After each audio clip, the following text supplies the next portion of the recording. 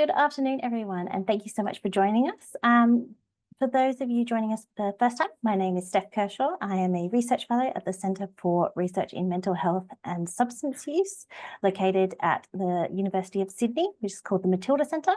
And I'm also the project coordinator for Cracks in the Ice. And it's my great pleasure to welcome you to today's webinar. Before we begin our webinar, I'd just like to acknowledge that I'm coming to you from the lands of the Gadigal people of the Eora Nation, home to the beautiful Gadi trees, and I pay my respects to elders past and present, and acknowledge and recognise their continuing connection to land, water and culture. I also acknowledge the traditional owners of the country on which you are on today and pay respects to their elders past and present. Now, before I introduce today's three amazing presenters, I just wanted to let you know that this is one in a series of webinars. So if you would like more information about other webinars or upcoming webinars, please check out the website cracksintheice.org.au. Also, as you are participants, this does mean that you're in listen-only mode. So we can't see or hear you, but you can reach out to us via the Q&A button, which is on the dashboard at the bottom of Zoom controls. And also, we are recording today's webinar, and we'll be making the recording available via Cracks in the Ice website. Now, if you have any questions at all during the webinar, you are welcome to also use that Q&A button to send them through to us, as we will be having a live Q&A session towards the end of the webinar. Ooh, got too excited there. Okay, so I hope you're all really looking forward to today's presentation, which is titled Barriers to Help Seeking and Treatment for Women Who Use Methamphetamine. We have three amazing presenters, Associate Professor Shalini, Dr. Sarah Catchlove, and Jenny Valentish. So welcome to the three of you. It's great to have you all with us. As you will have seen, the full biographies of the three presenters are available on the Cracks in the Ice website. But briefly, Shalini is a clinical addiction psychiatrist and NHMRC Emerging Leader Research Fellow at Monash Addiction Research Centre, and she will be the first presenter for today. And then Sarah will follow Shalini, and she is an early career researcher who oversees a lot of large clinical trials investigating innovative pharmacological treatments for substance use disorders. And then the third part will be presented by Jenny Valentish, who is a journalist and AOD media trainer, and is also the author of the book Women of Substances, A Journey into Addiction and Treatment. So thank you all for joining us. I'm now just going to quickly stop sharing my slides and hand over to Shalini and Sarah to give their presentation. Thanks, Steph, and thanks everyone for joining us. Three of us are presenting for the whole webinar today, so I'll have the first go, giving you a little bit of an introduction to what we're talking about and the study that we've been running. I'll hand over to Sarah in a few minutes, and Sarah will be handing over to Jenny. So thank you again to the Cracks in the Ice team for having us come and talk today about methamphetamine use disorder in women. And it's my pleasure for our team to be able to talk to you about a study we've been running for the last couple of years at Turning Point in Melbourne. So just by way of background, we'll go to the first slide, Sarah. Just by way of background, some initial disclaimers and acknowledgements. The work that we're discussing today, the oxytocin study called MOXIE, was supported by National Center for Clinical Research into Emerging Drugs, NCRED. And we had a seed funding grant a few years ago to be able to support this small pilot study. And so really grateful to be able to do that. Work was also conducted on behalf of a broader investigator group in our research team, whose names are there, and it includes a range of people across Australia with tremendous amount of expertise to share around methamphetamine use specifically. So just acknowledging too that the work I'm presenting today was conducted on the lands of the Wurundjeri people of the Kulin Nation, and wishing to acknowledge them as traditional owners and pay my respects to their elders past and present, and to extend that respect to any Aboriginal and Torres Strait Islander people here joining our call today, and acknowledging that this land was never ceded. So just by way of background, in terms of prevalence, sure if you've attended Cracks in the Ice webinar, this is familiar to you. We just wanted to kind of flag that in terms of methamphetamine use internationally, Australia has a really high prevalence of methamphetamine use and methamphetamine use disorder comparative to other regions in the world. And in terms of thinking about women who use methamphetamine, the rates of population use and then also treatment seeking, particularly in our clinical populations, in our treatment settings, have increased over the last decade. Right.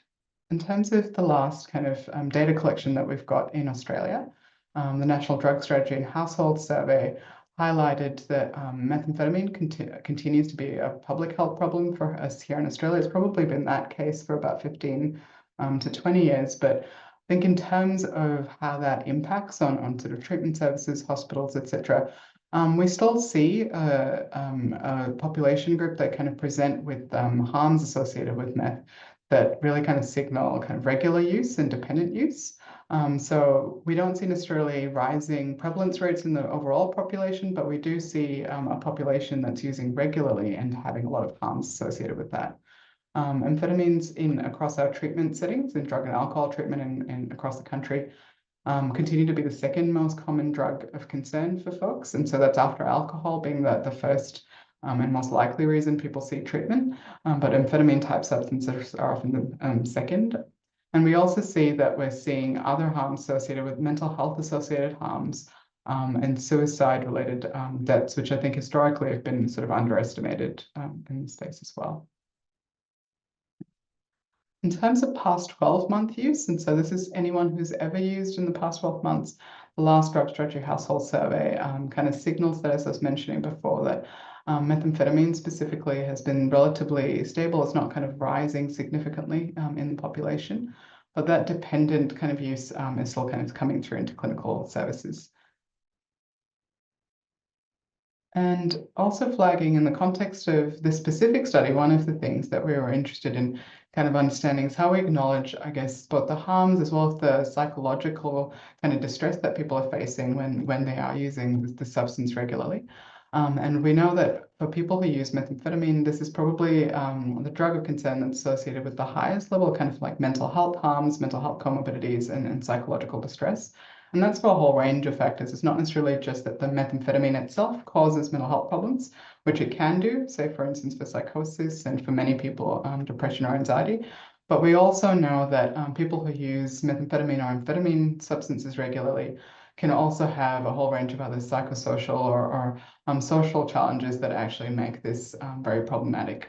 And so kind of keeping that in mind, I suppose, when we conduct a study where the medication we're trialing is specifically looking to seek to help people who use meth, not just around the meth alone, but also around the treatment seeking experience, the recovery experience, the psychological harms that people might be facing. And so in terms of this study, we'll tell you a little bit about the study design and things, but right at the start, I guess, we sought out to design a study that was specifically focusing on women who present with methamphetamine use disorder. That acronym MAUD stands for methamphetamine use disorder. And the range of reasons that kind of supported this were also acknowledging that there was real paucity of sort of evidence in this space. There are very few studies that specifically look at women and hold in mind biological, physical, and life characteristics that might impact on whether the medication or treatment works.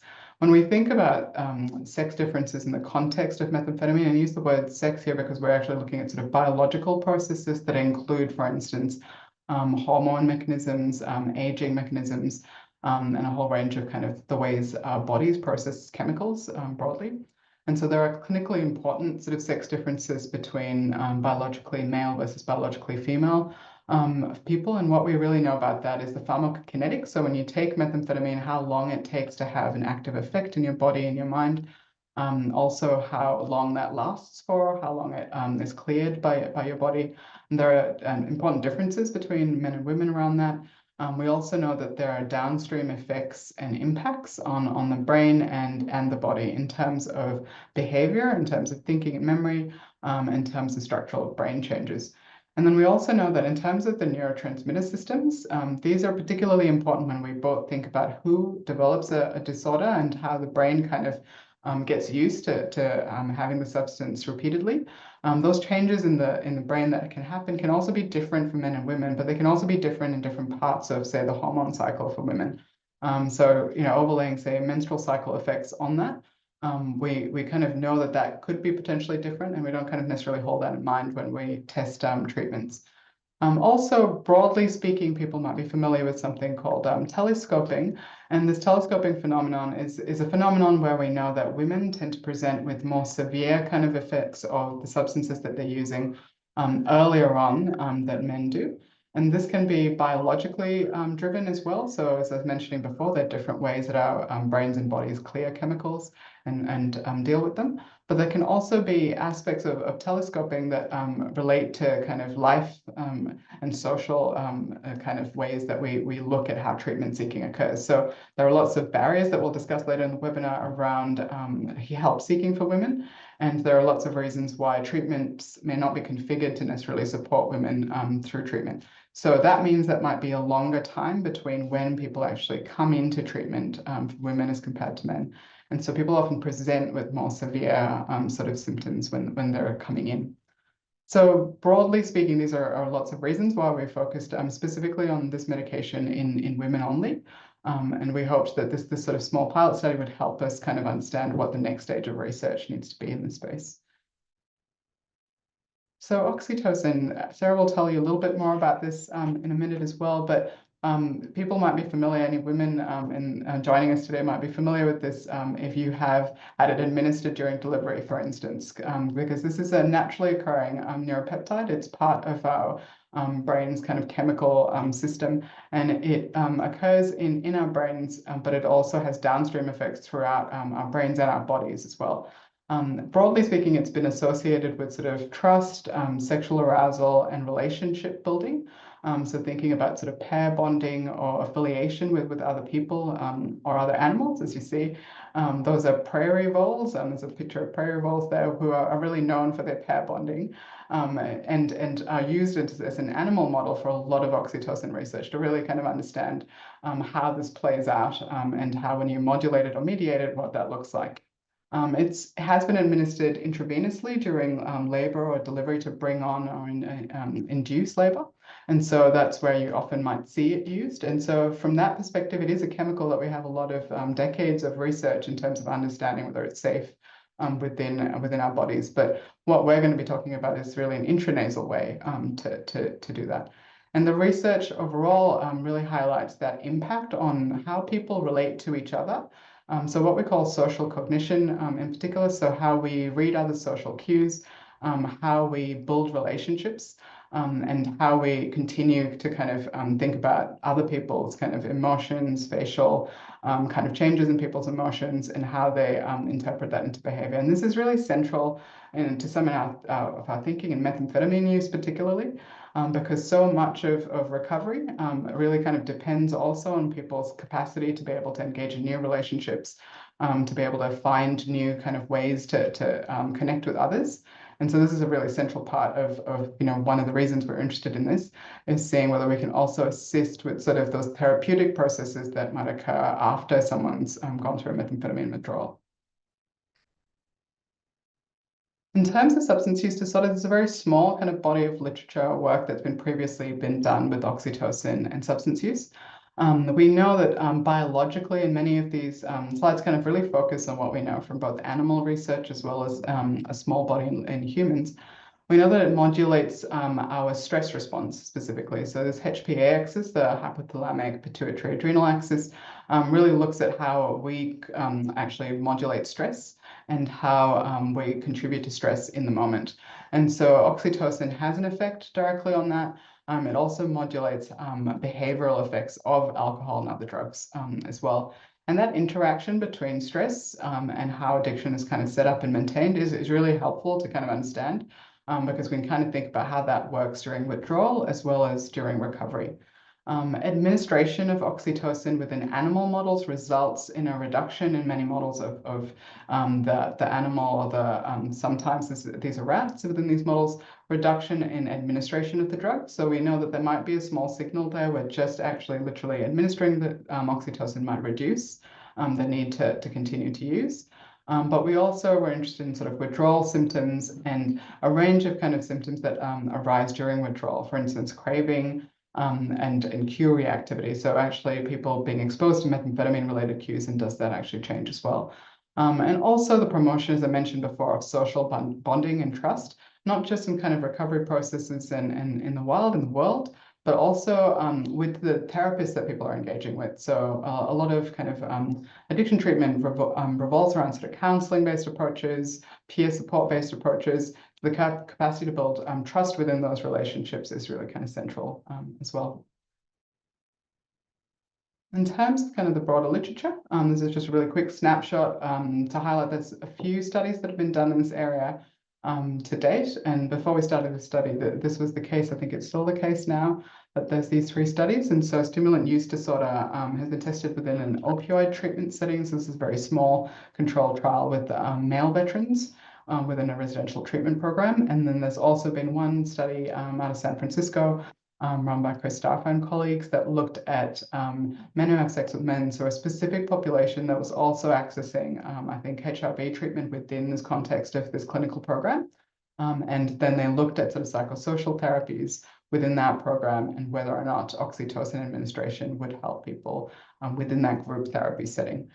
So again, male-only populations and different population group, but really interesting studies to kind of draw and learn from. And so I'll hand over to Sarah to kind of take you through what we did. Thanks, Shalini. So I will just go through the study design and what we did with our MOXIE study. So this was an open label study, which was a pilot. So it's quite a small N. But it was a pilot study of intranasal oxytocin for methamphetamine withdrawal in a female-only sample.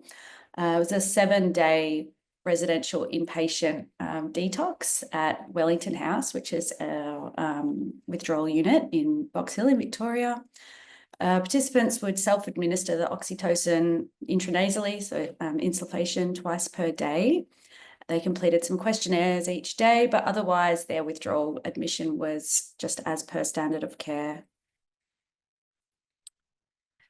The main aims of this study was to assess the feasibility of this protocol in this population.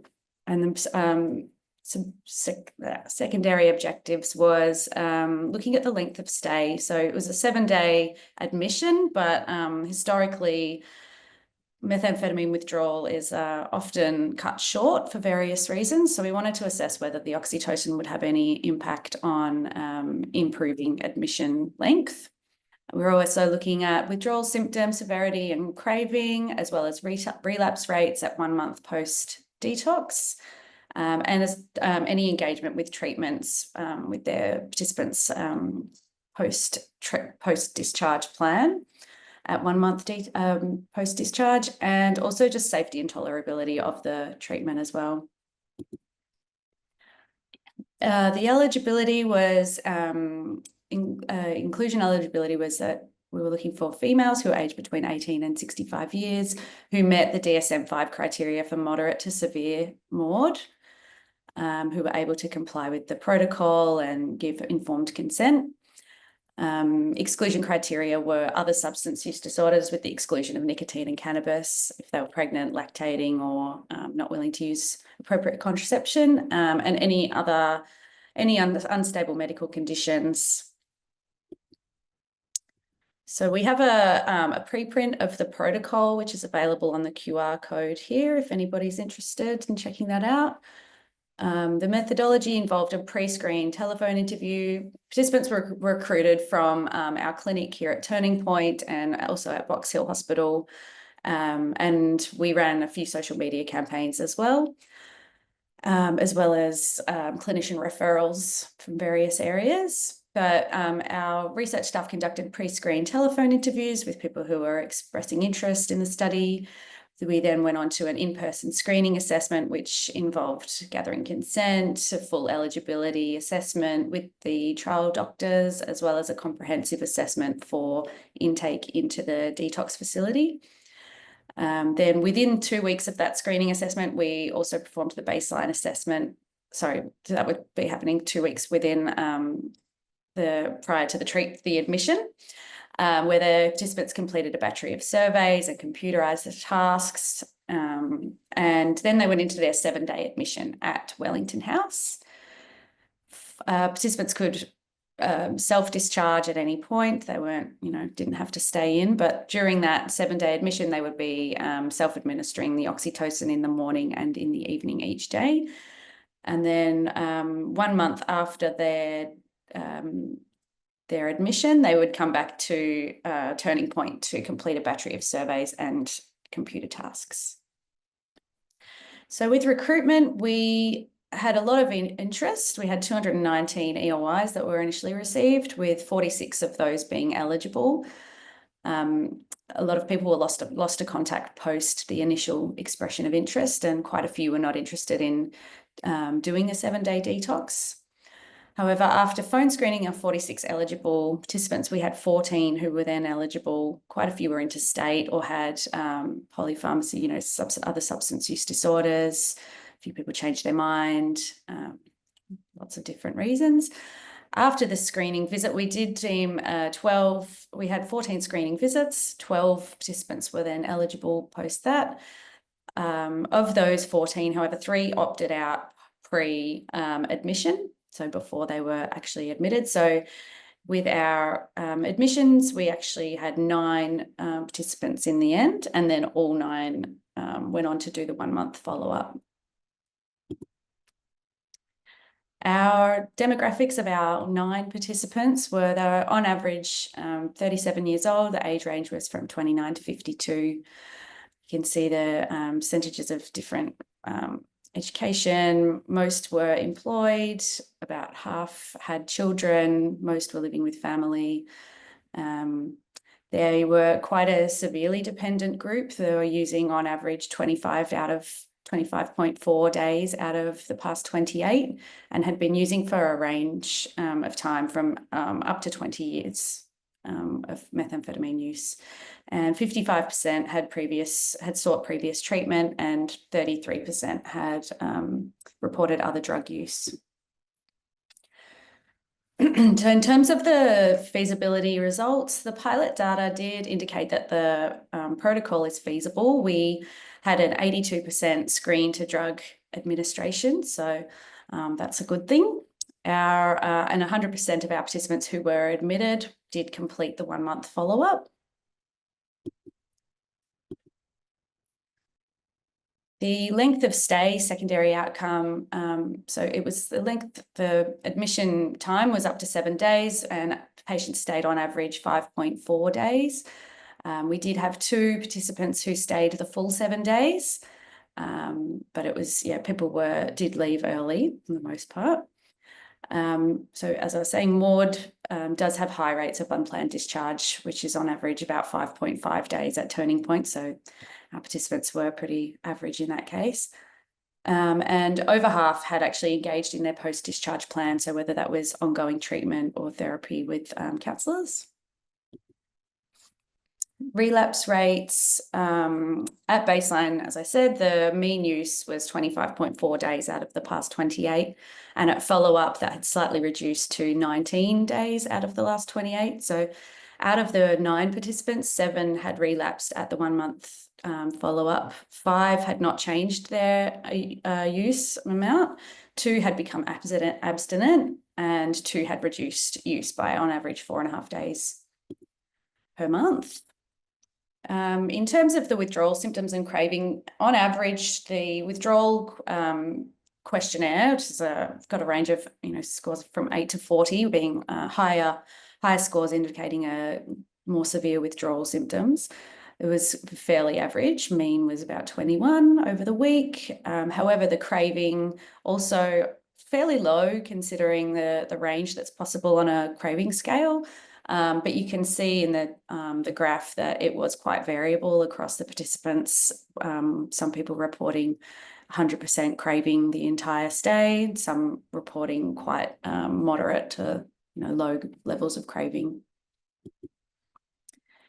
In terms of the safety and tolerability, we'd had no serious adverse events reported for our 9 participants. We did have 19 adverse events reported. However, they were mostly mild and transient in nature, mostly headaches and body aches. A couple of people, 2 out of the 5 that reported adverse events, were talking about abdominal pain. So we did check into that. However, that didn't seem to be related to the oxytocin. And out of the 9 participants, 3 didn't report any adverse events with the oxytocin. So we can say that it's generally a safe and well-tolerated medication. So our next steps, we can see from this pilot data that oxytocin is a safe and a feasible treatment for MAUD in this population. We did have a lot of interest and maybe not a lot of enrollments. So there was you know, it's tricky to get people from their initial interest into an actual admission. However, the people that were admitted, you know, they tolerated the medication well and mostly engaged with their treatment plans and were engaged in the study. So we're you know, looking to expand on this study later. Also looking at other novel inpatient withdrawal treatments. So we have a new study called OLAM, which is looking at a lisdexamfetamine intervention, which will be recruiting soon for methamphetamine withdrawal. And we'll be spruiking that at some point, I'm sure. So that's all from me. Thank you for your attention, and I'll pass over to you, Jenny. Thanks very much, Sarah. That's really great news that you can move forward with oxytocin, and I can really appreciate the challenges you would have had with recruitment, because that's what I'll get to, the barriers to treatment. I'd just like to acknowledge that I'm actually speaking to you from Jaja Warong lands. I'm in Castlemaine, and pay my respects to elders past, present and emerging. I'll just share my screen. Here we go. Remind myself how to do this. There we go.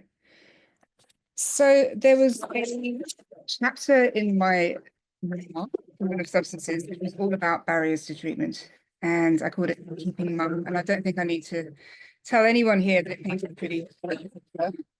When I was writing the book, I wasn't seeing it really as memoir. I was seeing myself as just a useful case study, thinking I would be a good case study with which to view addiction and gender. I wanted to look at the reasons women get into drugs, their experiences within it, how that differs to men's experiences, and their treatment experiences. And I thought I might be a good case study because I'd experienced childhood sexual abuse, which is super common, as we know, and gone off the rails for a few decades in quite a textbook cause and effect. So I thought, oh, well, this will be relatable to a lot of women. The further I got into it, I realized that I'm actually in the green on this stigma barometer. I'm pretty lucky. So while the book wasn't exactly a beach read, you know, I didn't get into trouble with the police. I didn't overdose or take drugs of anyone who died. I didn't get rushed to hospital. I loved speed, but I didn't inject it. I'd try heroin, but I wasn't, you know, I didn't become addicted to it. I could pay my rent. I didn't want kids. So I didn't accidentally use drugs for my first trimester or throughout a pregnancy or struggle to cope once I had kids. I was also a music journalist, so this was kind of expected behavior in a way. So essentially, there was no stigma for me, and I was almost classifying as a man in a weird way when it comes to barriers to treatment, in that there really weren't that many. So honestly, I would say I was about there. Also at the time, I had stopped taking drugs, so I was only using alcohol, so I didn't have to worry about the extra stigma that certain substances carry, such as methamphetamine. We're living in an era where people can quite freely talk about downloading the codes on DMT, but methamphetamine is yet to get the thumbs up from Joe Rogan, I think. So there was that as well. I wasn't taking a substance which had a lot of stigma attached to it. Now I'm going to look at all kinds of barriers to treatment, but being a journalist, I am going to just start with 3 examples of how the media can create huge issues for women in particular. So there's a real hierarchy of social acceptance of drugs, as I've mentioned. So once upon a time, the media would associate psychedelics with people jumping out of windows, with psychotic episodes. But now most mainstream papers will cover recreational psychedelic use in a positive or neutral light, which, we can't imagine the same being said for methamphetamine. So compare this. I originally wrote about this for AOD Media Watch. This is the Women's Day expose on Wangaratta's Ice Queens. And the term Ice Queens was being bandied around quite a lot at that time. It wasn't just by tabloids. I remember The Age using it as well. And it just reads like a straight to DVD telemovie script. The salaciousness is piled on thick. It's an underworld trio of glamorous, selfie-loving blondes with a passion for fast cars, guns, and cash.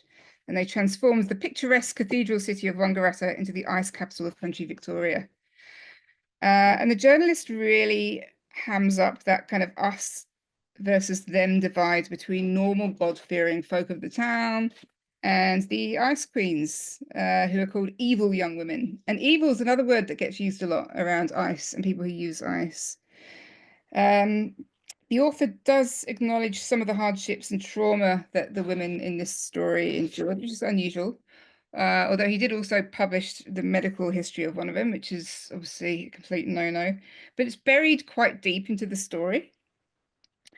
And it's kind of cancelled out, I think, by calling them evil young women. So to portray a drug as evil, let alone a person, has quite a well-established consequence of creating that stigma.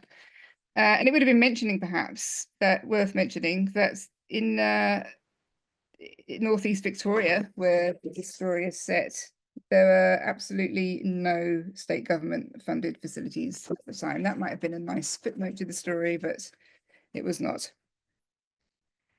Then you've got the naming and shaming that happens in newspapers up and down the country. I found this really interesting article actually in Noosa Today from 2020 about the habit of newspapers doing this for drug driving offences in particular. I'm including alcohol there. And it highlights how women in particular are really irresistible. So the reporter says, what's relatively new is the new and selective level of shaming employed by some digital news platforms through borrowing photos from social media accounts so they can shame by sight.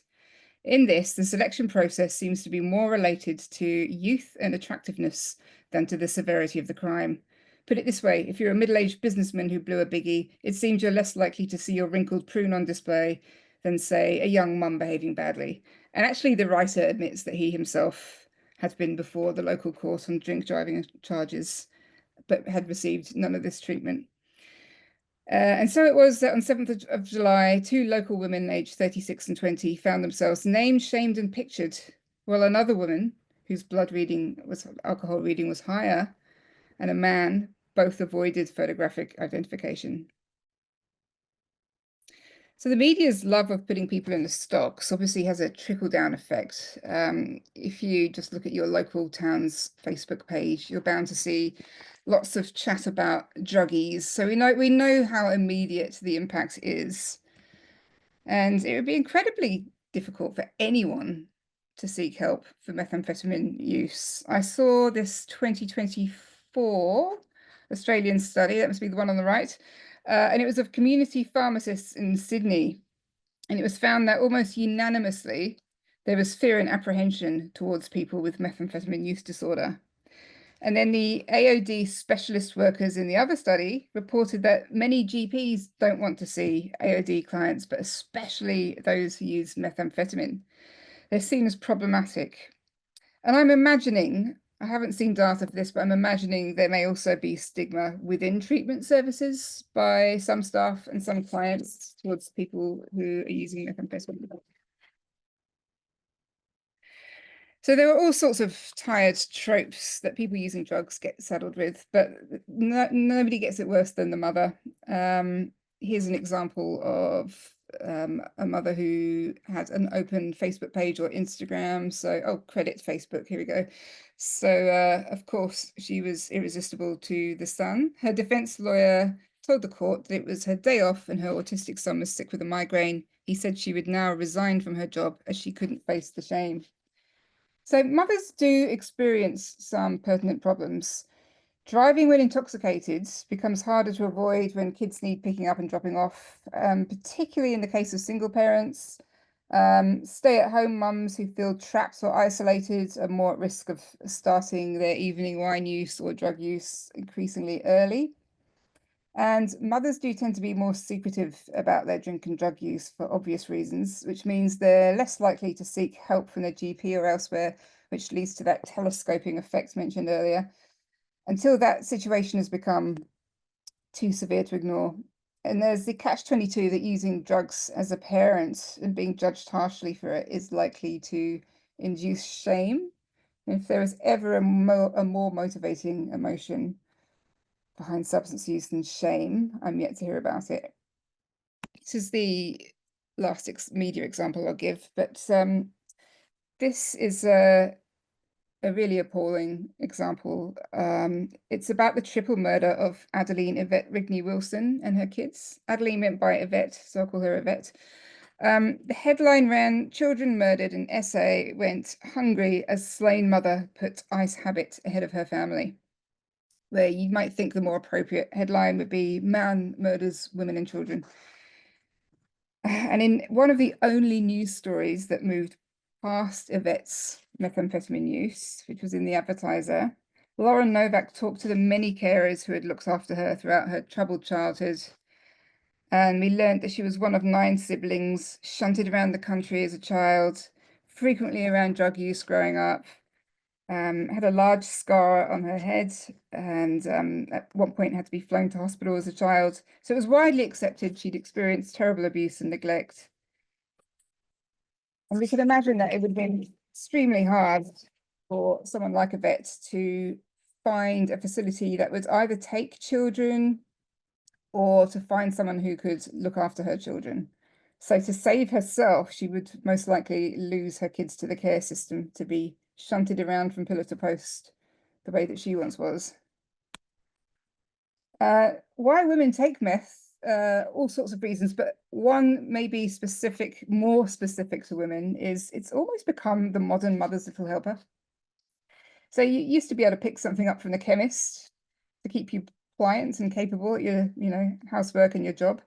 But when I was writing my book, one counsellor at Hollyoake in Perth explained meth can be particularly attractive to mothers because women are using meth to enhance their performance. They're trying to manage the house, the work, the study. Meth might keep them alert, help them to multitask, and your thought processes aren't working so well, so you might take more. And since I wrote that book, of course, we've also seen a huge rise in ADHD awareness and more people trying to manage their own symptoms with stimulants. So for this turning point study, women needed to be enrolled for 7 days, which saw a big drop off. And that was for a variety of reasons. Some, there was comorbid drug use or issues with timing when it came to aligning with other services, but there would definitely be gendered reasons as well. So here are some. Here are some, but not specifically for this study, I should say. Here are some for seeking treatment in general. A woman who has experienced trauma might not be able to find a female-only service. A young or socioeconomically disadvantaged mother might be unable to travel to a service. In some cultures, the idea of a woman admitting to substance use and seeking treatment full stop would be unacceptable. A woman might be financially dependent on her partner or be experiencing family violence. There's also internalized stigma. So Professor Nadine Ezard, who's clinical director of St. Vincent's Alcohol and Drug Service, told me women often don't seek treatment because they have a perception of what a good or normal woman is. So she's a supportive partner, she's a mother, she's an earner with a legitimate income. So she could be reluctant to seek help on the grounds that she is not deserving enough. And what about if the woman has children? Sarah was saying earlier that most of the participants lived at home, but it's possible that a woman's entire support network may also be using or in other ways unsafe around kids. Another huge barrier, of course, is fear of repercussion from child protection services. even though most treatment facilities would advocate strongly for a mother. Some mums feel stuck because they're aware their kids could be taken away, and if that happens, their Centrelink payments could be reduced, they can't pay rent, they're evicted, makes it impossible to access appropriate housing to get their kids back. So a real catch-22 going on there. What I found really interesting was that supportive partners will often walk back their concerns about a woman's drug use when they realize how much their partner going to treatment will actually inconvenience them. So Dr. Jennifer Johnston, who is at that point a research fellow at the University Centre for Rural Health in Lismore, told me one woman I interviewed was a stay-at-home mum. Her husband hated her drinking, but didn't want her to take the time out to do something about it because it inconvenienced him in having to look after the kids.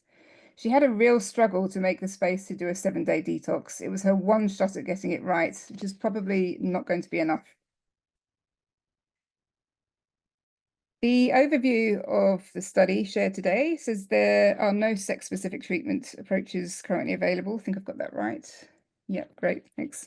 My own conversations with people in the field demonstrated how women have particularly complex needs. So a one-size-fits-all treatment really isn't appropriate. There's the California-based clinician, Dr. Stephanie Covington, who pioneered research into trauma-informed and gender-responsive services. And she had a study on women with addiction issues, and of those, 74% reported sexual abuse, 52% reported physical abuse, and 72% reported emotional abuse. And these kind of towering statistics have been repeated in countless studies since. And in April 2016, Maria Duggan with the Australian Health Policy Collaboration published a report called Investing in Women's Mental Health, and it revealed that 43% of women, Australian women, have experienced mental illness at some time, with more women than men experiencing symptoms in the previous 12-month period. So this high prevalence is attributed to the totality of women's experiences, including social and economic inequality. So the way forward, she suggested to me, is to acknowledge the impact of gender, developing policies, practices, and programs that promote healthy connections to children and family and the community. Because for a struggling mum, accessing a treatment service can provide actually an invaluable safety net of support. It can link her into other services such as counselling, legal assistance, childcare, and they're all tools that provide her with the window of opportunity that she desperately needs to address her own issues. So women who seek help for the sake of their children are to be celebrated, and I'll conclude that saying perhaps that attitude of celebration could be built into treatment centre material and recruitment material as much as possible. Okay, I'll stop sharing now. Thank you. Amazing. Thank you so much to our three presenters, Shalini, Sarah, and Jenny. It was a really interesting discussion about some of the barriers that women face and a novel trial that's happening. We've had quite a few questions come in, which is exciting. So I'm just going to start with, we know that there's a lot of co-occurring mental health conditions that are common with methamphetamine use, so anxiety, depression. And Sarah, you mentioned that in the study, one of the exclusion criteria was around unstable mental health conditions. So what did that kind of include? It's not, exactly an exhaustive list. It's more around clinician judgment as to whether someone is, mentally stable enough to go through the detox. But it wasn't, I can't remember exactly what the stats were, but, someone who's experiencing psychosis or psychotic symptoms is something that we would be excluding for that study. Yep. Shalini, do you want to add anything? Yeah, I guess it was a fairly pragmatic study. I guess what we haven't talked about in the time we've got is the thinking that kind of went into the design of the study, and being a clinician and working in a treatment center, we had quite a broad kind of inclusion criteria. So if you had a mental health problem of any description, we would screen that and kind of understand where you're at with that. So it wasn't specific diagnoses so much as where that treatment journey was at and whether someone could come in and be in an inpatient setting for that duration as well. So other than active psychosis, there weren't any particular contraindications for this study. I think unstable medical conditions included things like cardiac conditions, so heart-related conditions that we often see kind of overrepresented in people who use meth, where that can affect your heart. So we would exclude for where that might be a risk for people.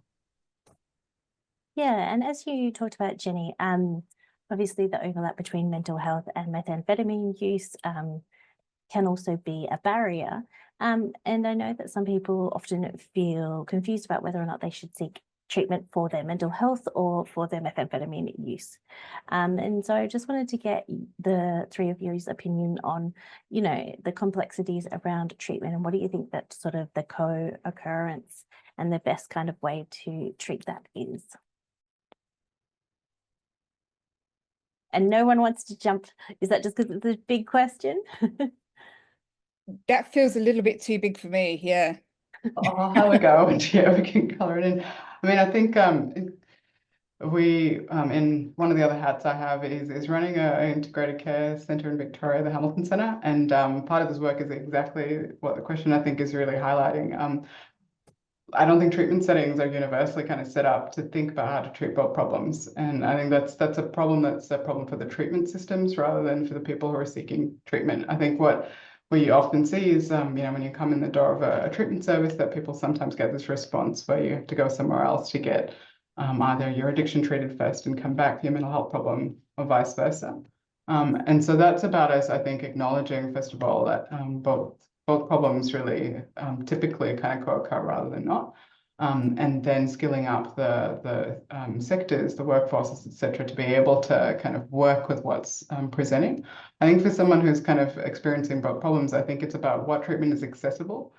So what's available in your city, in your town, what's easiest for people to access, and what, from a treatment sector perspective, what we really work on is how we skill up people to have that first conversation as well, to feel like clinicians and workers can feel comfortable, capable, confident, and non-judgmental, first of all, to be able to have that open conversation with people and try to understand which problem is most problematic for that person right now, and where we prioritize and stage kind of treatment approaches to occur.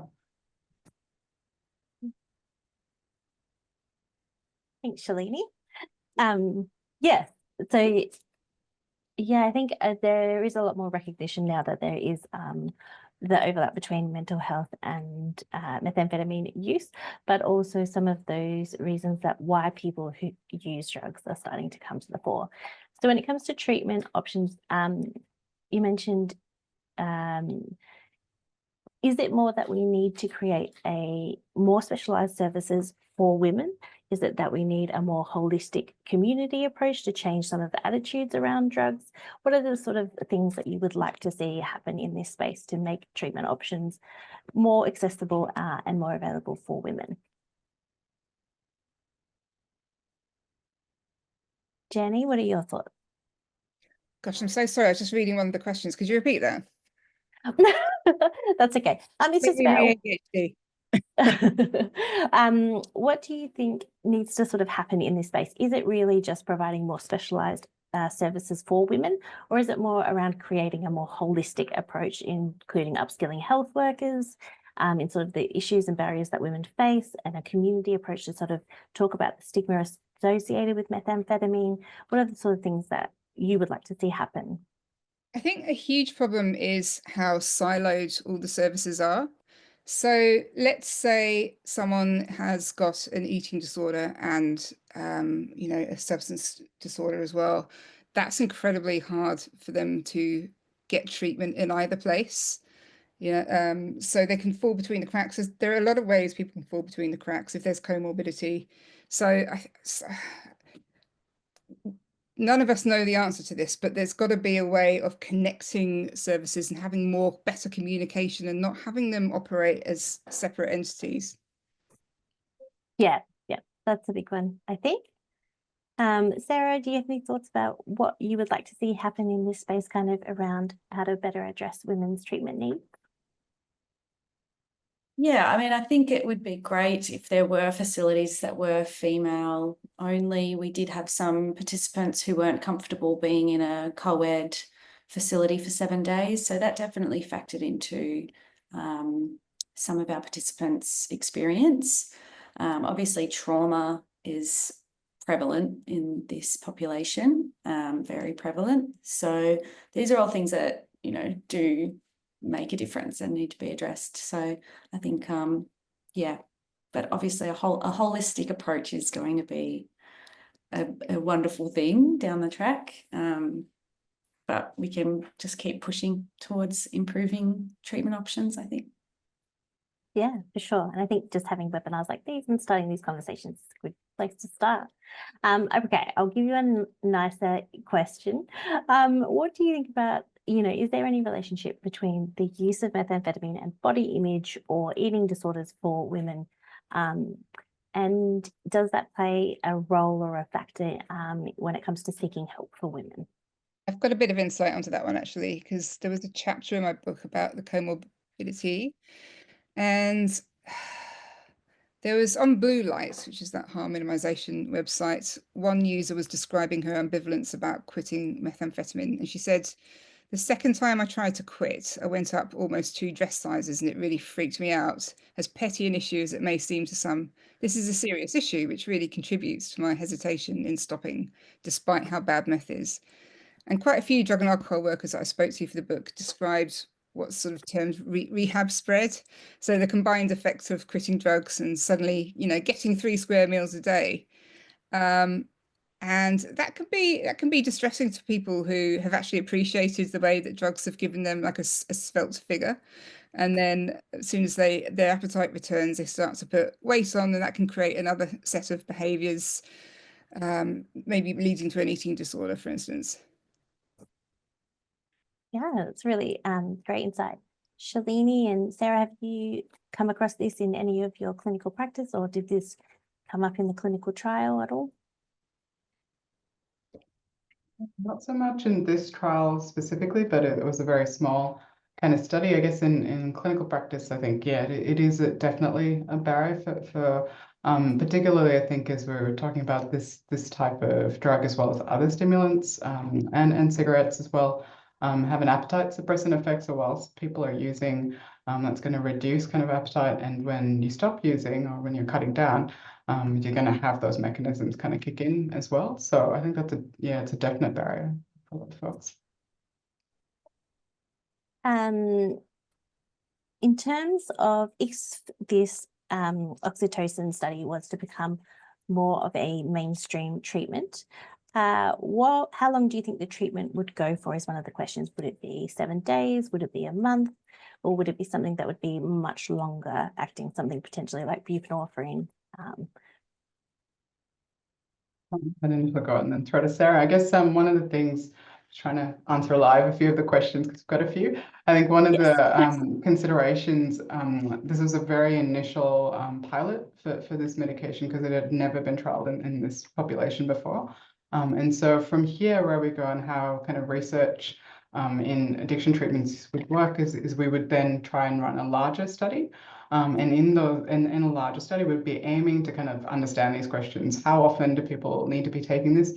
In this study, we specifically looked at withdrawal as well. We weren't actually looking in this study at what happens in, say, that early phase that happens after people stop.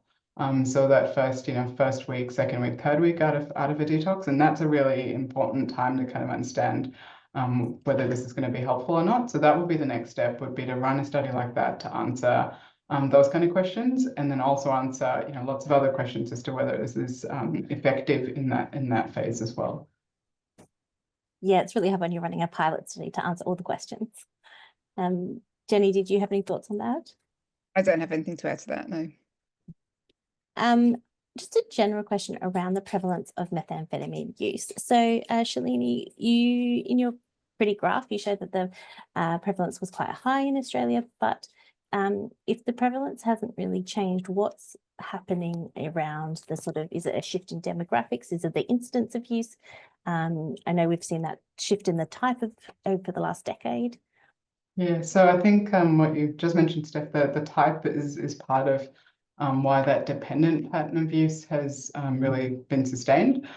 Because we have very potent kind of use, and the purity of what is available has kind of gone up over time as well. So we have really kind of potent methamphetamine available in Australia, and that drives that sort of regular use, I think. And that's what we tend to see in the treatment services, is that regular kind of more than weekly kind of pattern of use present. Overall, the prevalence, say in across population, hasn't dramatically risen over that time. Yeah. But yes, also I think one of the things that factors into methamphetamine compared to other drugs is that it's an illegal drug, whereas alcohol or even other illegal drugs like cannabis are sometimes more socially acceptable as well.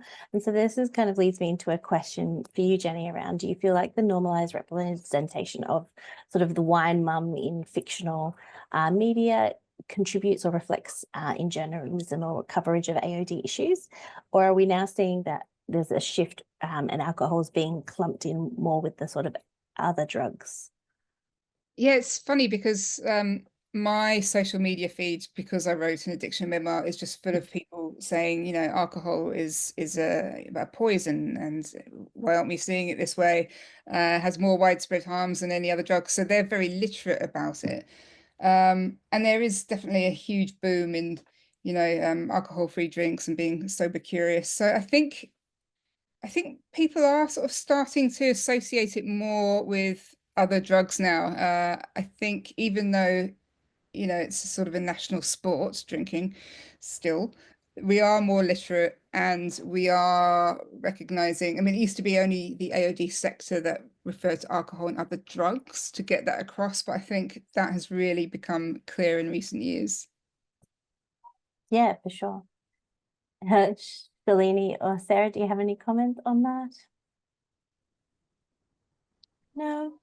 Okay, well, I promise just 2 more questions. We've actually got one from a health worker perspective, but asking about how they can address their own biases when working with women who use methamphetamine. And are there any strategies that have proven most effective in engaging women who use methamphetamine? This particular health worker has seen clients that are fearful of those child protection services or the legal consequences that deter them from accessing care and support. So if you are a health worker, what can you sort of do? What are some actions that you could take away from today's webinar? Sarah, why don't you go first? What do you think? Unmute myself. Yeah, I mean, I think it's difficult within a clinical trial to sort of build that trust and understanding and bond with participants, because we don't have a lot of time that we see people. But I think as a health worker who's, you know, able to spend a bit more time and yeah, just listening and getting to know people a bit better is going to be best bets, I think. Shalini or Jenny, what else do you think? Good to understand and remember that there's a real pointy end with methamphetamine use, and that the stuff you see in the papers or on, you know, local Facebook pages is the pointy end. You hear about the criminal element a lot more, and that's not what all methamphetamine use looks like. Yeah, for sure. I believe the stat, although you'll probably know it better than me, Shalini, is it only 1 in 5 people who use methamphetamine develop a substance use disorder? Yeah, that would be about right. And I think if people are using less than weekly, it's that there is, you know, the vast majority of people that we see in the community are using at that level. And that's not a dependent pattern of use. Yeah. Great. Well, we've actually got so many questions. I feel like I've lost track of what we've got, but we are also running out of time. So I guess I feel like this has been a really interesting webinar, and there's sort of a lot of things that need to happen in this space. Is there anything else that any of you would like to comment on before I wrap up today's presentation, or anything that you didn't get a chance to mention in your talks? Personally, no, I would just love to be able to keep all these questions if that's possible, though, because they're, you know, triggering a lot of interesting thoughts. Oh, absolutely. I'd be very happy to share the full list with the 3 of you.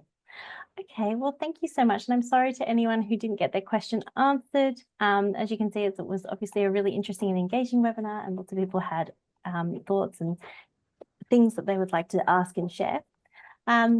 As I mentioned, this is one in a series of webinars. So if you'd like more information about future webinars, please visit the Cracks in the Ice website. We'll also be making the recording available within the next 24 hours or so. So please feel free to share it. And otherwise, if today's presentation has raised any concerns for you, there are a number of support services listed on Cracks in the Ice.